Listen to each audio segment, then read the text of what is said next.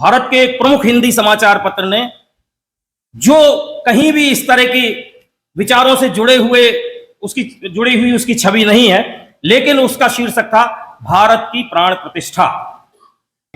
प्रमोद भार्गव जी ने अपनी लेखन की यात्रा नव भारत जैसे धर्मयुग जैसे प्रतिष्ठान से प्रारंभ की। धर्मयुग, जनसत्ता, मुझे नहीं लगता कि देश का कोई बड़ा समाचार पत्र ऐसा होगा जहां प्रमोद जी के आलेख न छपते हो। नित्य लिखने वाले लेखकों में से एक श्री प्रमोद जी हैं। प्रमोद जी की कुछ पुस्तकें बहुत चर्चित हैं, जिनमें से एक पुस्तक का उल्लेख मैं अवश्य करना चाहूंगा, वो है दशावतार। नमस्कार साथियों, मिशन शिखर चैनल में आप लोगों का स्वागत है। आज 3 मार्च रविवार को मैं आया हूँ माधवराव सप्रे संग्रहालय में।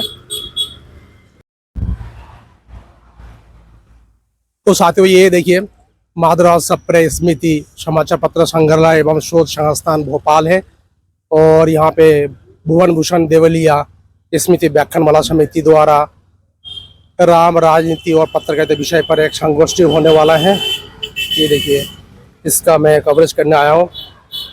साथियों ये देखिए, सप्रे संग्रहालय भोपाल, ये बहुत ही अभूतपूर्व संग्रहालय है। यहाँ पे आपको सभी समाचार पत्र का वर्षों पुराना संकलन मिलेगा।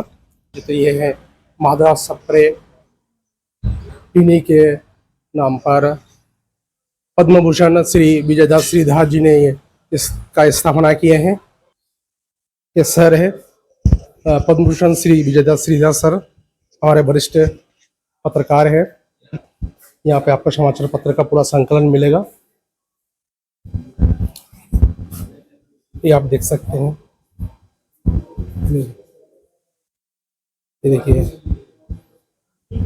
ये देखिए अलग अलग समाचार पत्र का उर्दू, ये देखिए से लेकर हिंदी, और ये देखिए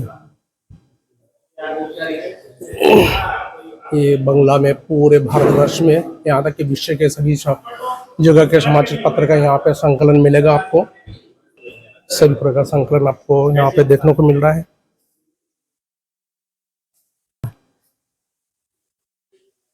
ये श्री मानिक चंद्र जी बोंद्रिया हैं, जो कृषक जगत के संस्थापक हैं। ये जगत पाठक साहब,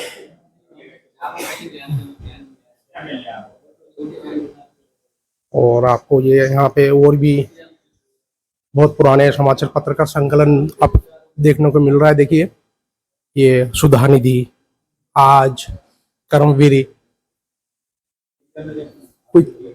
चांद, ब्राह्मण, हिंदी संस्थान, ये देखिए सभी प्रकार के समाचार पत्र का संकलन है यहाँ पर।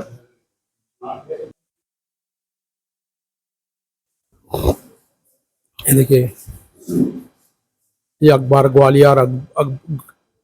Gwalior gazette, Gwalior state gazette, सभी पांडुलिपि का बहुत ही सुव्यवस्थित तरीके से इसका संकलन किया गया है।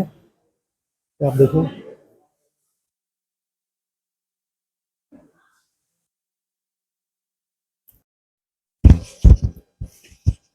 देखिए साथियों, यहाँ पे जो समाचार पत्र का ये स्कैनिंग करके ऑनलाइन किया जा रहा है।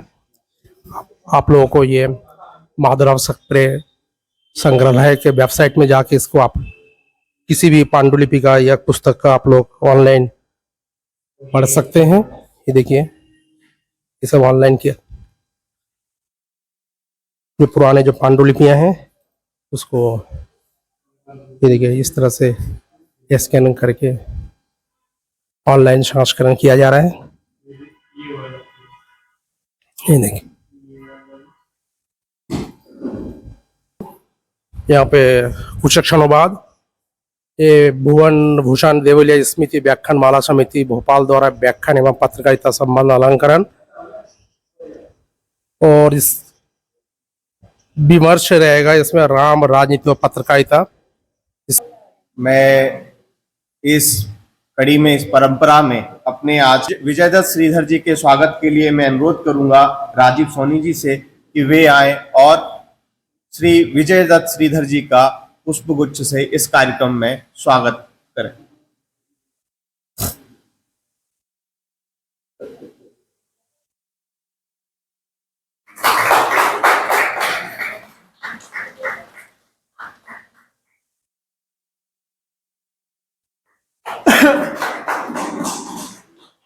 जैसा कि हम सबको ज्ञात ही है, सोशल मीडिया के माध्यम से भी ज्ञात हुआ होगा, समाचार पत्रों से भी हमारे पास सूचना आई और एक आत्मीय निमंत्रण भी हम सबके पास आया, उसमें भी हम सबको ज्ञात हुआ कि हम आज एक मूर्धन्य पत्रकार जिन्होंने पत्रकारिता में अपना कुछ न कुछ एक ऐसा योगदान दिया जो सबके लिए प्रेरणा देने वाला है, ऐसे एक महानुभाव पत्रकार उनका सम्मान करने वाले हैं।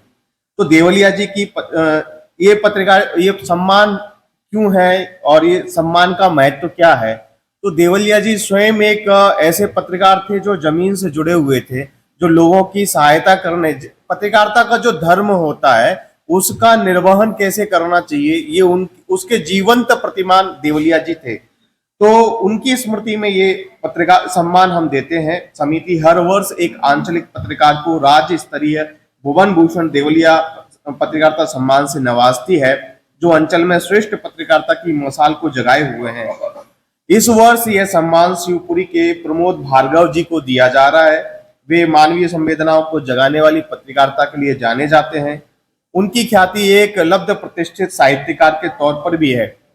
अपनी किशोर अवस्था से ही उन्होंने लेखन में रुचि दिखाई और ये बड़े महत्व की बात है कि बड़े स्थान पर से देश में नाम बनाना किसी के लिए भी थोड़ा आसान होता है, लेकिन मध्य प्रदेश के एक छोटे से स्थान शिवपुरी से देश भर में एक सम्मान अर्जित करना ये अपने आप में बड़ी बात है। तो मैं ऐसे प्रमोद भार्गव जी के लिए एक बार आप सबसे अनुरोध करता हूं कि करतल ध्वनि के साथ, और मैं उनको मंच पर आमंत्रित करूंगा कि वे आए और मंच से मैं अनुरोध करूंगा कि आज की हमारी उत्सव मूर्ति प्रमोद भार्गव जी को राज्य स्तरीय भुवन भूषण देवलिया स्मृति सम्मान से सम्मानित करने, उनको अलंकृत करने की कृपा करें। मैं प्रमोद जी से अनुरोध करूंगा, सतीश जी से अनुरोध करूंगा कि वे भी मंच पर आए।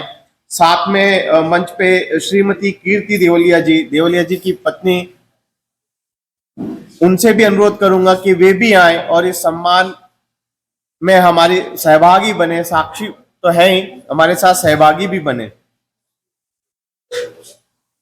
आशीष जी से भी मैं अनुरोध करूंगा, आशीष देवलिया जी जो, और अरुणा दुबे जी से भी मैं अनुरोध करूंगा कि वे भी आए और इस आज के इस उत्सव में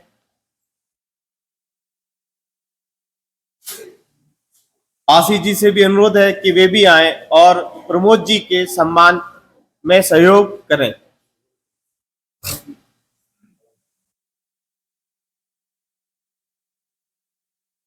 अरुणा जी देवलिया जी की पुत्री हैं। बालकृष्ण दुबे जी, डॉक्टर बालकृष्ण दुबे जी से अनुरोध है कि वे भी हम सबके साथ आए मंच पर। श्री बालकृष्ण दुबे जी,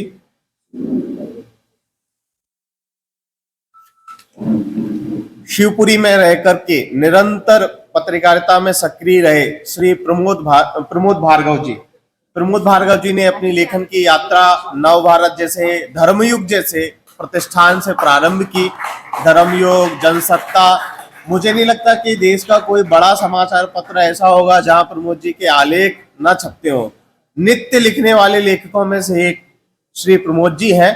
प्रमोद जी की कुछ पुस्तकें बहुत चर्चित हैं, जिनमें से एक पुस्तक का उल्लेख मैं अवश्य करना चाहूंगा, वो है 10 अवतार। यानी भगवान विष्णु के जो 10 अवतार हुए उनकी वैज्ञानिक व्याख्या आपने की है और वो पुस्तक अलग अलग प्रकाशनों से प्रकाशित है और बहुत चर्चित वो पुस्तक है। तो भुवन भूषण देवलिया जी स्मृति सम्मान से आज अलंकृत प्रमोद भार्गव जी हो रहे हैं। हम सब को गौरव की अनुभूति हो रही है। उनका सम्मान ऐसा है जैसे हम सब का सम्मान हो रहा हो। उनसे सीखने को भी बहुत, व्यक्तिगत में मुझे तो बहुत कुछ सीखने को उनसे मिला भी है। मैं अपने सम्मानित मंच को धन्यवाद देता हूं और इस श्रृंखला में हम आगे बढ़ते हुए वरिष्ठ पत्रकार शिव कुमार विवेक जी को मैं आमंत्रित करूंगा कि इस कार्यक्रम की, इस सम्मान की, इस पूरी इसकी विषय प्रवर्तन, आज हम एक विषय पर विमर्श भी करने वाले हैं, उसकी एक प्रस्तावना हम सबके साथ साझा करें।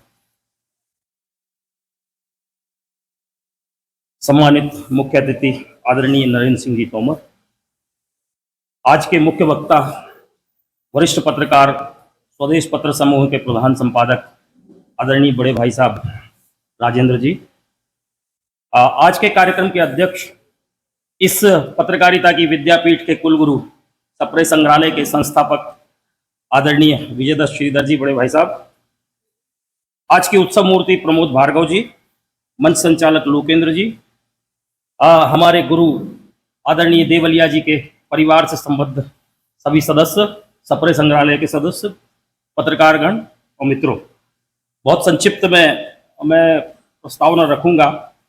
मुख्य अतिथि महोदय को कहीं जाना है, उनकी व्यस्तता की वजह से हम लोग संक्षिप्त में विषय को रखूंगा।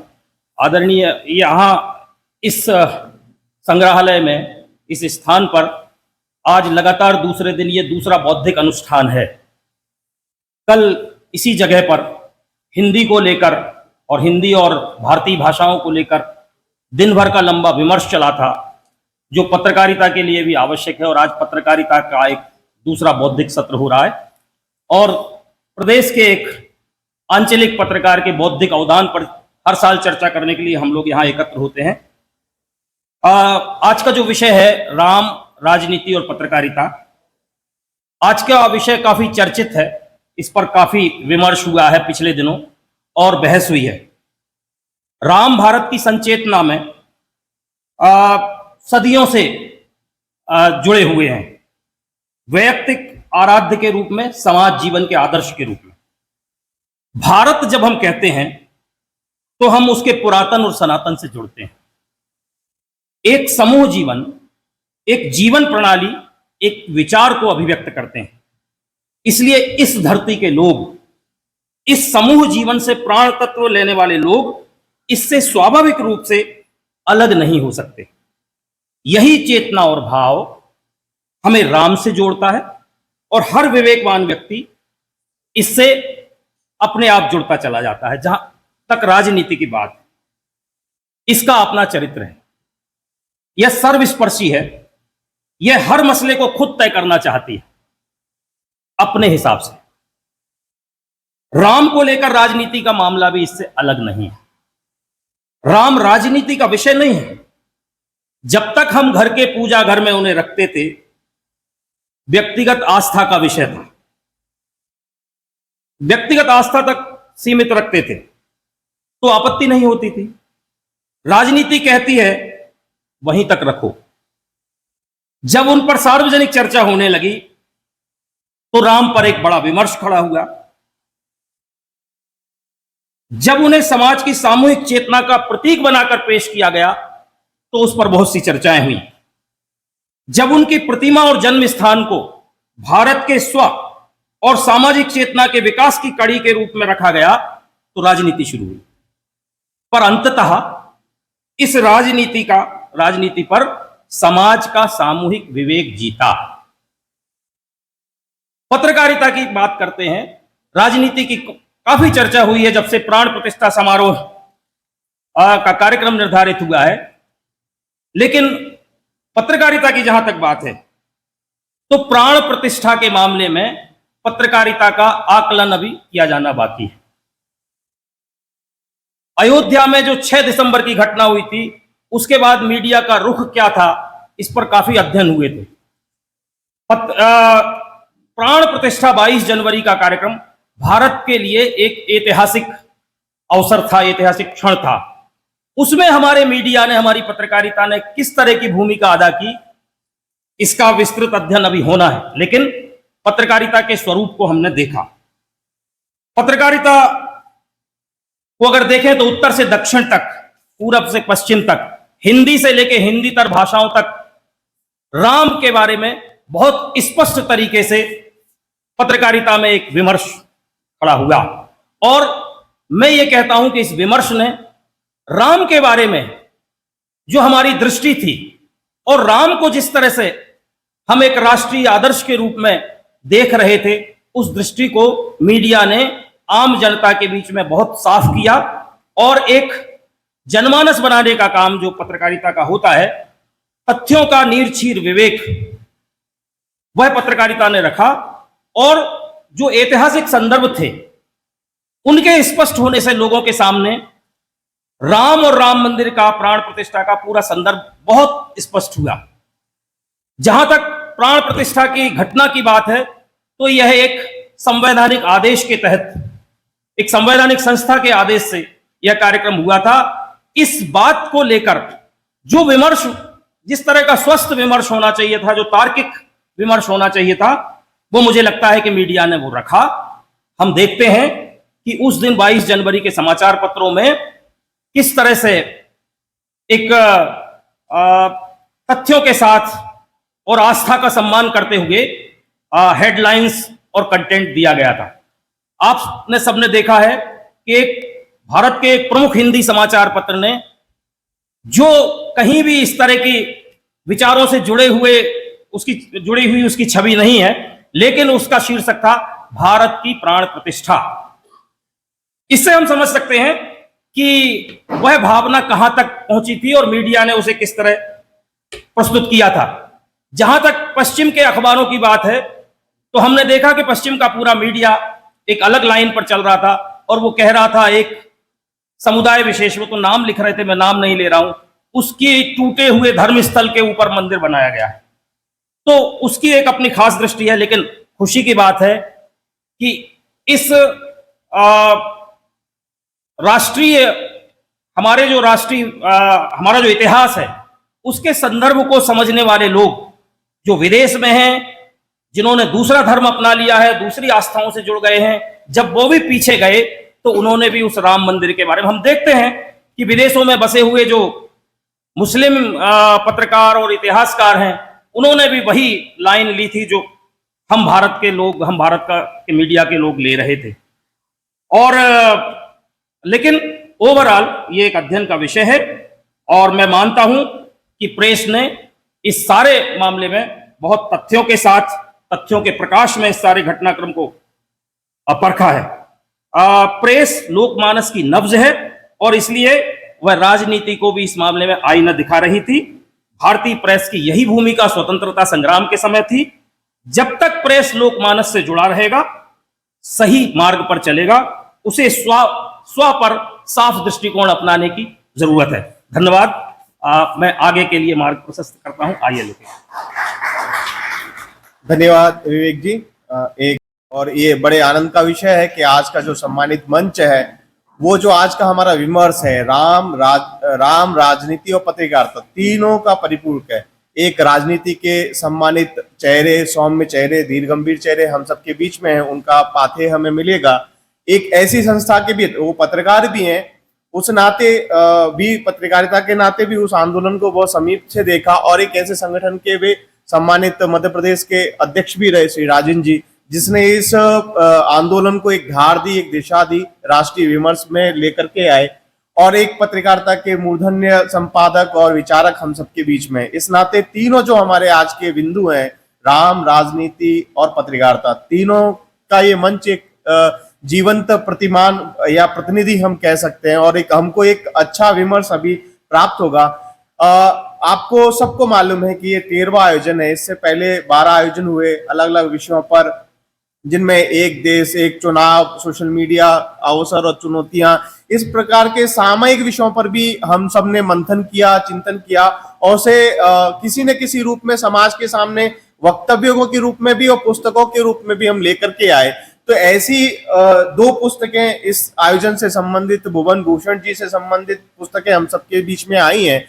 तो ऐसी आज एक स्मारिका जो उन पर केंद्रित है, उस स्मारिका के विमोचन भी हम अपने मंच से कराएंगे। उसके बाद माननीय विधानसभा अध्यक्ष जी का पाथे हम सब प्राप्त करेंगे। तो मैं मंच से भी अनुरोध करूंगा, सतीश जी से अनुरोध करूंगा कि वे इस स्मारिका के विमोचन के लिए पधारें। आशीष जी से अनुरोध है कि वे भी मंच पर रहें। साथ में अपर्णा जी से भी अनुरोध है कि वे भी मंच पर आए और विमोचन में सहभागी बने।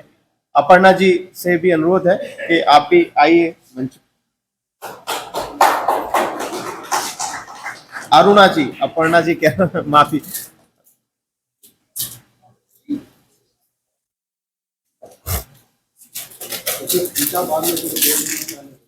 आशा नहीं रहे।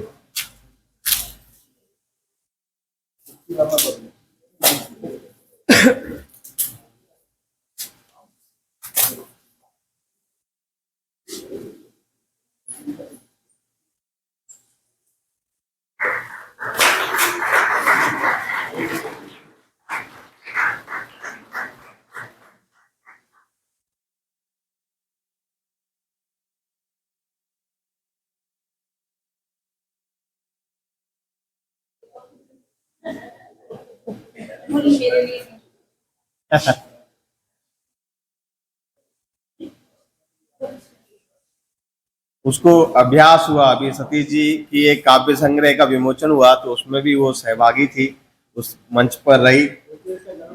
हाँ, उस दिन उसका जन्मदिन था तो विशेष रूप से आयोजन भी हमने उसी दिन इसलिए रखा था।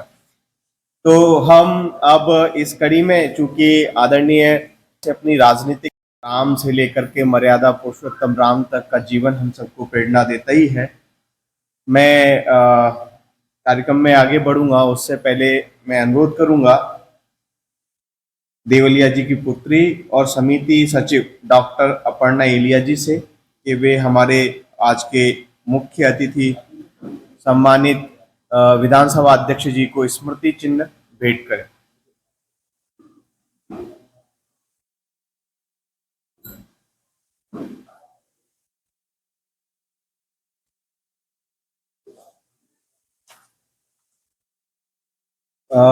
हम सब जानते हैं कि श्री भुवन भूषण देवलिया जी एक ऐसे पत्रकार थे जो सागर जैसे छोटे शहर में रहकर भी राज्य और देश की पत्रकारिता पर गहरी पकड़ रखते थे।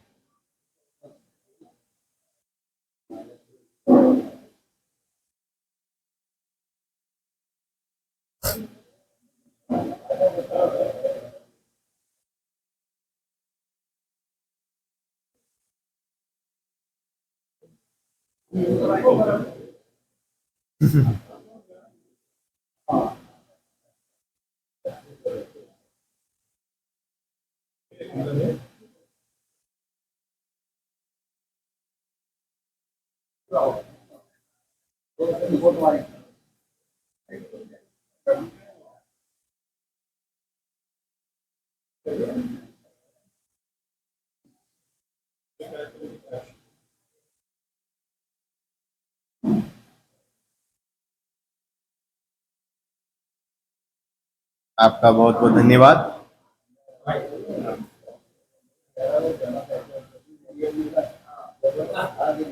से निकले एक बड़े पत्रकार राज्य और देश की पत्रकारिता पर गहरी पकड़ रखते थे। न सिर्फ पत्रकारिता बल्कि भोपाल और दिल्ली की बड़ी से बड़ी सामाजिक और राजनीतिक हस्तियों से भी आपके बेहद निजी संबंध थे।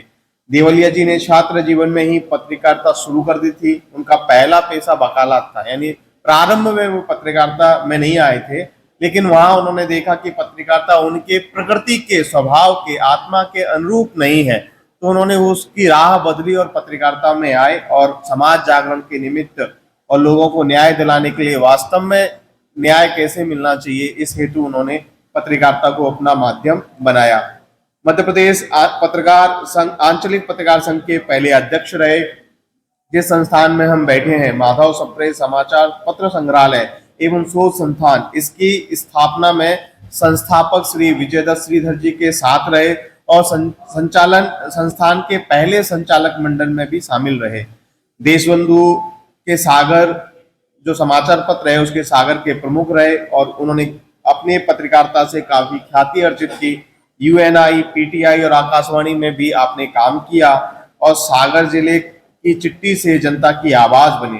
सागर विश्वविद्यालय में जब पत्रकारिता विभाग की स्थापना हुई और ये एक योग्य पत्रकारिता के अध्यापक की जब तलाश शुरू हुई तो वो भुवन भूषण देवलिया जी के पास जाकर के पूरी हुई और सही में उनका एक चयन बहुत प्रेरणा देने वाला रहा। और उस विश्वविद्यालय के पत्रकारिता विभाग के अध्यक्ष रहते उन्होंने विद्यार्थी पत्रकारिता को एक श्रेष्ठ जो पत्रकार होते हैं वो पौध वहां से निकली उनके नेतृत्व में, उनके मार्गदर्शन में, और उस पौध ने पत्रकारिता को बड़ा सींचा है, जिसमें राजेश सिरोठिया जी का भी नाम है, अजय त्रिपाठी जी का भी नाम है, ब्रजेश राजपूत, मुकेश कुमार, अशोक मनमानी, भूपेंद्र गौतम, आलोक सिंघई, ऐसे अनेक नाम हैं जो उनके शिष्य रहे और वहां से उनसे पत्रकारिता सीख करके पत्रकारिता की सेवा की।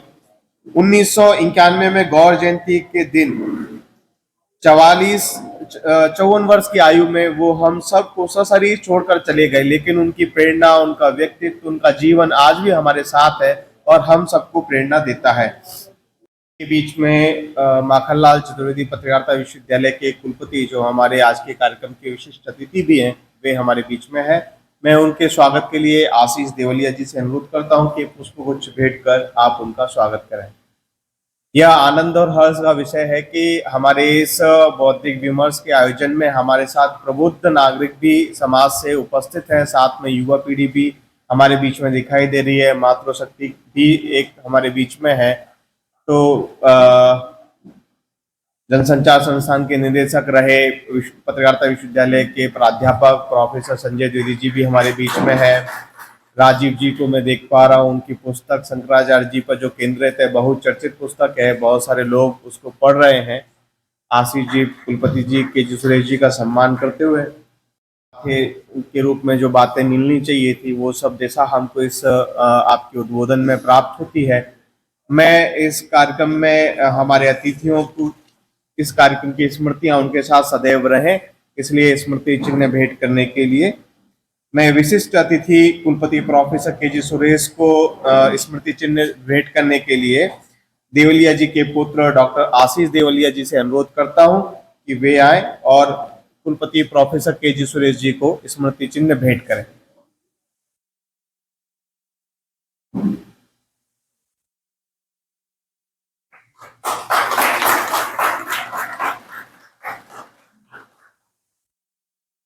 आज के हमारे कार्यक्रम के मुख्य वक्ता श्री राजेंद्र शर्मा जी, उनको स्मृति चिन्ह भेंट करने के लिए मैं देवलिया जी की पुत्री अरुणा दुबे जी से अनुरोध करूंगा कि वे आए और श्रद्धेय राजेंद्र जी को स्मृति चिन्ह भेंट करें। देवलिया जी की पुत्री अरुणा दुबे जी स्मृति चिन्ह भेंट करें।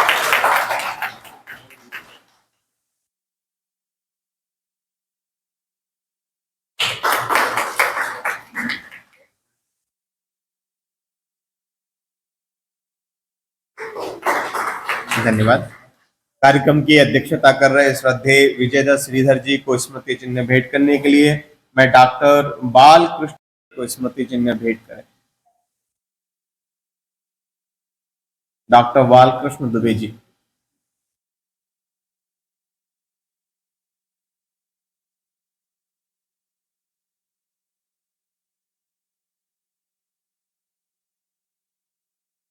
एक सुंदर आयोजन के हम सब सहभागी बने, ये हम सब के लिए हर्ष का विषय है।